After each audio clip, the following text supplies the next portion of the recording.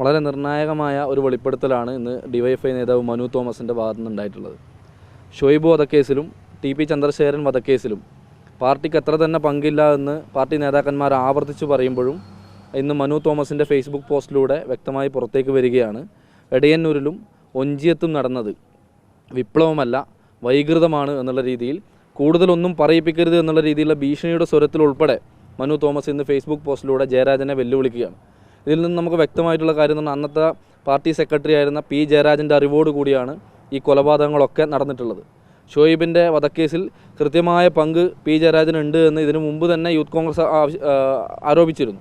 അത് സത്യമാണ് എന്ന് തെളിയിക്കുന്ന തരത്തിലേക്കാണ് ഇന്നത്തെ ഡിവൈഎഫ്ഐ നേതാവിൻ്റെ ഈ പ്രസ്താവന അല്ലെങ്കിൽ ഈ ഫേസ്ബുക്ക് പോസ്റ്റിലൂടെ പുറത്തേക്ക് വരുന്നത്. സമഗ്രമായ അന്വേഷണം ഈ വിഷയത്തിൽ സർക്കാർ ഏറ്റെടുത്ത് നടത്തണം.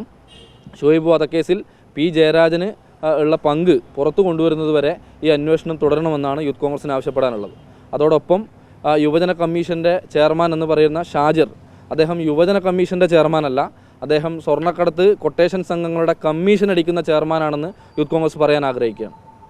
ഇതുമായി ബന്ധപ്പെട്ടുകൊണ്ട് വലിയ തോതിൽ ഗുരുതരമായിട്ടുള്ള പാർട്ടിക്കകത്ത് തന്നെയുള്ള വലിയ പ്രശ്നങ്ങൾ കാര്യങ്ങളൊക്കെ തന്നെ പുറത്തേക്ക് വരുന്നു. പക്ഷേ ആരോപണങ്ങൾ വളരെ ഗൗരവ സ്വഭാവമുള്ളതാണ്. പക്ഷേ പാർട്ടി അതിനകത്ത് എടുക്കുന്ന സമീപനം ഒരു മിണ്ടാട്ടമില്ലാത്തൊരു സമീപനമാണ് പാർട്ടി സ്വീകരിക്കുന്നത്.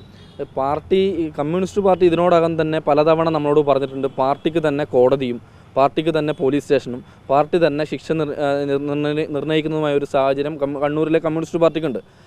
ഇതുപോലെ ഇപ്പോൾ പല രഹസ്യങ്ങളും ഇതുപോലെ പുറത്തു വരികയാണ്. ഇതുപോലെ പാർട്ടി മൂടിവെക്കപ്പെട്ട ഒരുപാട് രഹസ്യങ്ങൾ ഇനിയും പാർട്ടിയിൽ നിന്ന് പുറത്തു വരാനുണ്ട്. ഇതുപോലെയുള്ള നേതാക്കന്മാർ പുറത്തു പോകുന്നതനുസരിച്ചുള്ള രഹസ്യങ്ങൾ ഇനിയും പുറത്തേക്ക് വരും.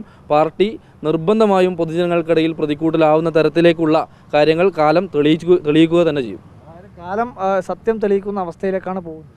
തീർച്ചയായും കമ്മ്യൂണിസ്റ്റ് പാർട്ടി ചെയ്തിരിക്കുന്ന ചെയ്തികൾക്കെതിരെയുള്ള എല്ലാ സത്യവും കാലം തെളിയിക്കുക തന്നെ ചെയ്യും. പാർട്ടി കേരളത്തിലുടനീളം ഈ തരത്തിൽ സാധാരണക്കാർക്കിടയിൽ പാർട്ടി ഇല്ലാതായിക്കൊണ്ടിരിക്കുന്നതിൻ്റെ ഏറ്റവും വലിയ ഉദാഹരണമാണ് കണ്ണൂർ ലോബികൾക്കിടയിലുള്ള ഈ പറഞ്ഞ അസ്വാരസ്യവും ഈ വാക്കേറ്റവും ഈ ഫേസ്ബുക്ക് പോസ്റ്റും എല്ലാം.